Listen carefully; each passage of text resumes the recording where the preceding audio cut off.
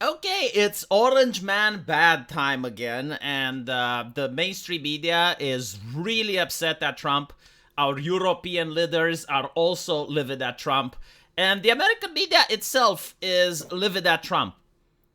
Now, what I want to say, and I know it may upset some people that like the European Union, you're not really upset at Trump. You're upset at the American people. I know this is bizarre, but they have the thing called democracy, right? Like Trump didn't come in with a hidden agenda and all of a sudden shock the world. Like, no, he actually ran on a campaign about bringing peace and stability. And this is what he is trying to accomplish. He is actually trying to fulfill one of his campaign promises. See, this is what I find very interesting. Like, a lot of people from the European Union are constantly glorifying democracy. It's almost like a new religion at this point. It's like the world can't function without democracy, which is fine. You know, like, I'm willing to follow this religion because this is what I've learned in school. This is what I grew up. So, like, democracy for me is something normal. But democracy also means that in another nation, like the United States, you can have a president like Joe Biden, but then they vote someone else who has like a completely different foreign policy. And the guy after that, whomever may be after Trump, can yet again have a radical different foreign policy. That's what a democracy is. And unironically, this seems to frustrate China a lot and other authoritarian nations because I guess from a foreign diplomatic point of view, authoritarian nations have stability. Like when you make a deal with China, well, you're making a deal with Chairman Z. And you're going to still have Chairman Z in China 20 years from now, right? But when you make a deal with Joe Biden, well, 4 years from now, things can change. You can have like someone else coming in the White House and they withdraw America from the Paris Agreement. They withdraw America from certain promises. And then you have another president, right? So like that's a democracy. But like this is the system that everyone likes. This is the system that everyone enjoys. I'm not criticizing the system. But what I am saying is that every single system has upsides and downsides. In the case of a democracy, yeah, you can have a wildly different foreign policy. China was actually livid about this because they had Schultz over in order to make some deals with Germany. And they all signed the paper, everything was fine. Schultz goes back and his government collapses. Right? So, like, literally, this is what frustrates a lot of nations that aren't democratic.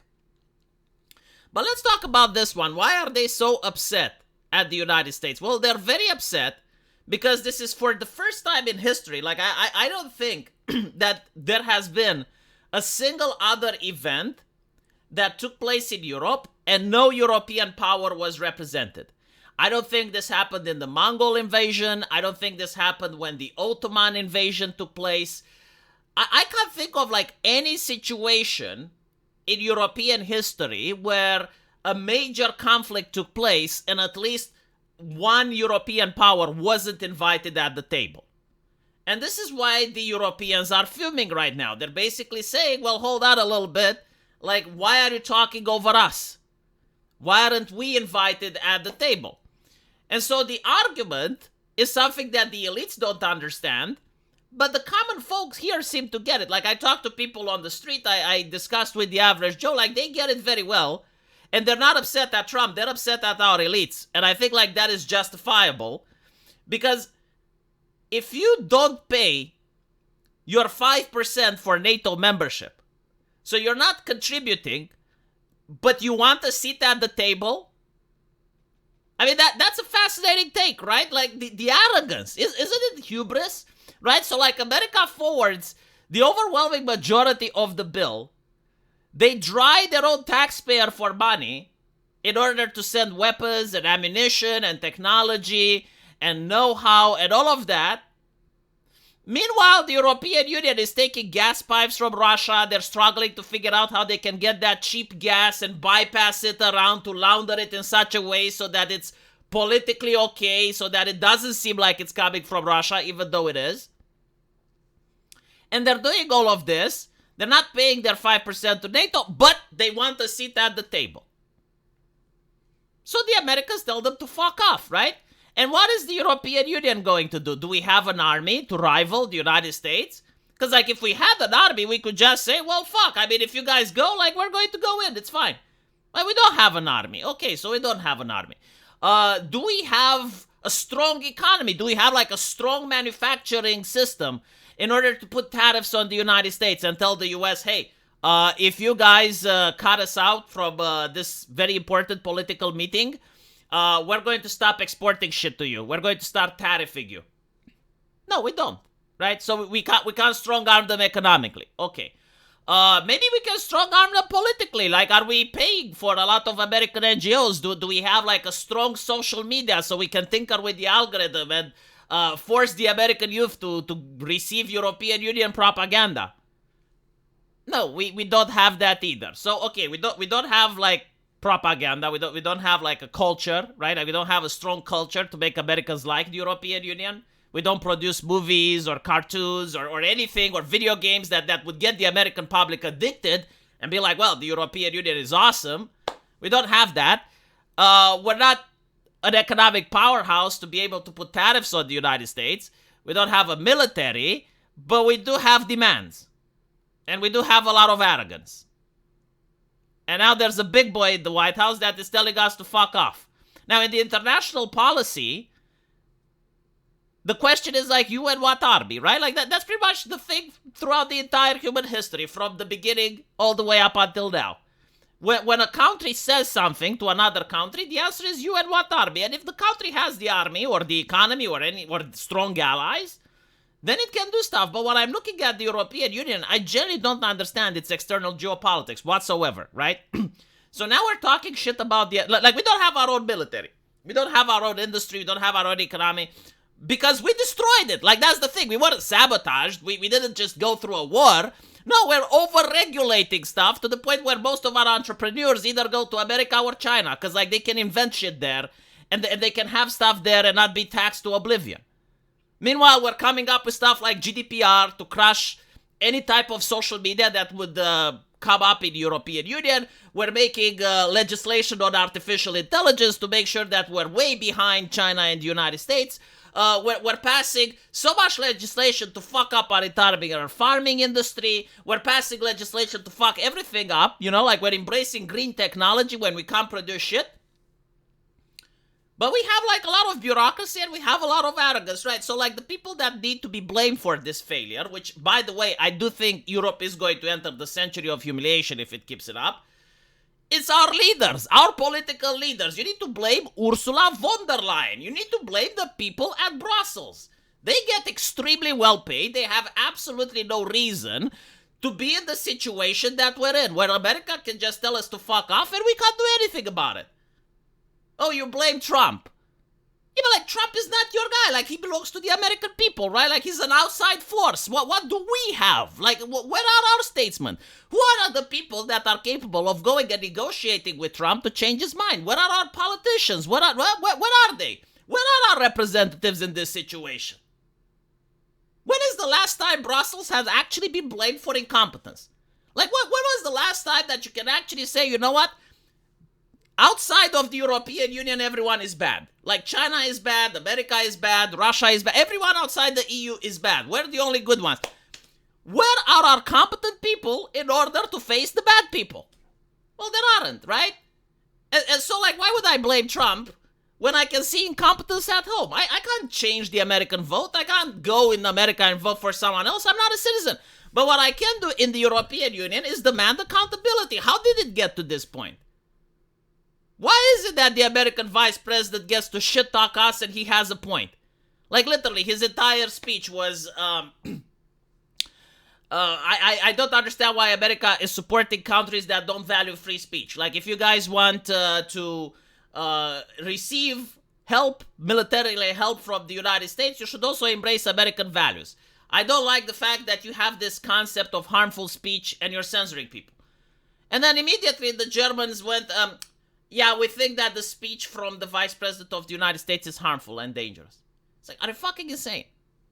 Are you fucking mad? Like, the only reason they were coping and seething is because you can't shut down his YouTube channel, you can't debank him, and you can't arrest him at 6 a.m. in the morning. Like, this is where we're at, you know? This is where we're at. And people keep making excuses. It's like, I'm sorry, no, like we are weak. That's the reality of the situation. We're weak and pathetic. We don't matter in the world anymore. And again, like, the interesting thing is, like, they shit talk America. Okay, fine, you know, like, it's a stance to take. You don't have to love America as Europeans. It's fine. But they also shit talk Russia. Okay, well, you're shit talking Russia. I mean, I shit talk Russia all the time. You know, I'm a Romanian. It's by default. It's like a racial trait. But you shit talk China as well. And it's like, okay, well, but like, who are you talking positive of then? Who are our allies? You don't like America? You don't like Russia? You don't like China? You don't like anyone? I mean, have we become the world hegemon when I wasn't paying attention? Did we manage all of a sudden to become a superpower? It's fascinating, isn't it? Right, so the conversation, the peace treaty, is going to happen between Trump and Putin, and Europe is going to be told what to do. And chances are, my opinion is that we're going to do it. And we can complain, oh, it's not fair, oh, the humanity of the issue. But we got ourselves into this situation. This wouldn't have happened 20 years ago. Like 20 years ago, the United States and the European Union were compatible in wealth. We had compatible lifestyles in wealth, and back then, the European Union could have actually economically pressured the United States in order to do what we want. Or at least to make sure that we have a seat at the table. Yeah, I understand why the Europeans are upset. Yeah, I mean, Germany had its gas pipeline blown up. On top of that, America is getting the rich minerals from Ukraine. And Europe may not get anything, but we may actually have to patrol the demilitarized zone. To be fair, though, we are getting something. We are getting Russian aggression stopped. Because without America, I don't think, like, Putin would have stopped that Ukraine. Like, let's be real here. Like, historically speaking, I'm not talking about the Soviet Union. No, like, even before that, Slavic people, whether it's Ukraine, whether it's Russia, are heavily military people. They enjoy conquest and conflict and all of that. So it's actually a good thing that America is there in order to stop Putin from taking Kiev. So you're still getting something, you know, don't complain about it. Like, the people in Eastern Europe, there's a reason why we still like the United States. But I see that the people in Western Europe, they don't. You should question your leaders. Again, you can't hold Donald Trump accountable. He's not your guy. He doesn't have an interest to care about you because you're not voting for him.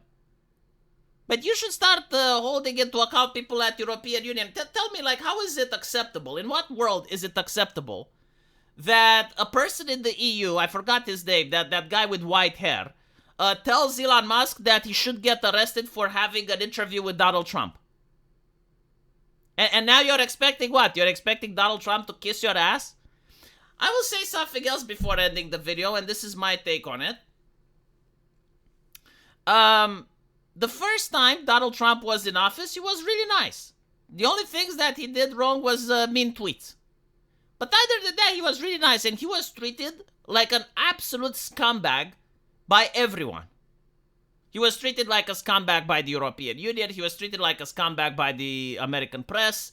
He was treated like a scumbag by the people receiving from USAID. He was treated awful by everyone. And so now it's term 2. He also survived an assassination attempt. And you still expect him to be a nice guy?